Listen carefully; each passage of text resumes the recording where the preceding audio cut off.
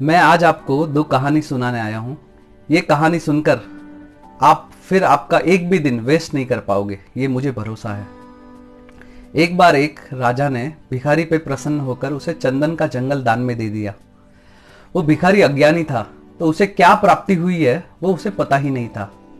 वो रोज जंगल में जाता, एक झाड़ काटता, उसके कोयले बनाता और फिर कोयले बेच के अपना गुजरान चलाता। इसी तरह से कई सालों तक रोज एक चंदन का झाड़ काट कर उसका कोयला बनाकर उससे कुछ पैसे की प्राप्ति करके वो अपना गुजरान चलाता था।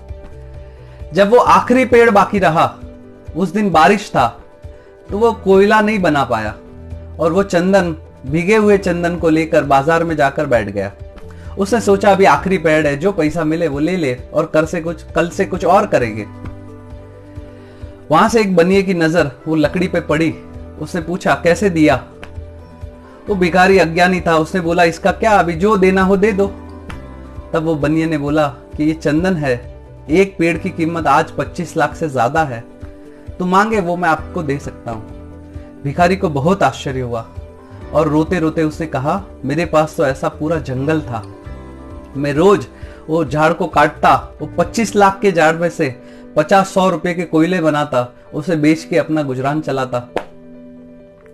हमको ये भिखारी मूर्ख लग रहा होगा ना? ये मूर्खता हम रोज करते हैं। हमें जो मनुष्य का देह मिला है, हमको जो एक दिन मिला है, उसका प्राइस एक चंदन के झाड़ से भी ज्यादा है। फिर भी हम उससे 2-5 हजार रुपया कमा लेते हैं और हमारे आप को, खुद को बहुत बुद्धिशाली समझते हैं। हमारे हर दिन की कीमत एक चंदन के झाड़ से ज्यादा है, तो उसका इस्तेमाल कोयला बना के मत करो दोस्त, उसमें से मैक्सिमम आउटपुट लेने की आप प्रयत्न करो।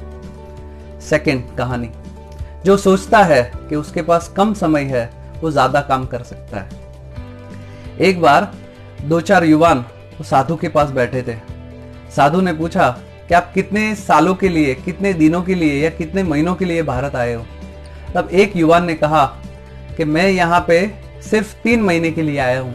तो साधु ने कहा कि 3 महीने में आप भारत में के 20% हिस्से को बहुत अच्छे से देख पाओगे। दूसरे युवान ने कहा कि मैं तो यहाँ 6 महीने के लिए आया हूँ। साधु ने बोला अच्छा, तो आप 10% तक हिस्सा बहुत अच्छे से देख पाओगे। तीसरे युवान ने कहा मैं यहाँ पे 2-4 साल आराम से रहने आया हूँ। तो साधु ने कहा कि तुम 2-5% हिस्सा ये देश का अच्छे से देख पाओगे। तीनों युवान को बहुत आश्चर्य हुआ। युवानों ने पूछा जिसके पास ज्यादा समय है वो कम देख पाएगा और जिसके पास कम समय है वो ज्यादा देख पाएगा, ऐसा आप क्यों कह रहे हो? तब साधु ने कहा जो जीवन में मानता है कि मेरे पास कम समय है, वो अपने समय का सदुपयोग करके वो ज्यादा से ज्यादा चीज को एक्सप्लोर करता है। बस युवानों, अगर हम भी ये मान ले कि हमारे जीवन में अभी कुछ समय कम बचा है, तो हम ज्यादा से ज्यादा आउटपुट की ओर बढ़ पाएंगे। आई होप कि 2 कहानी आपको टाइम मैनेजमेंट के लिए प्रोत्साहित करेगी।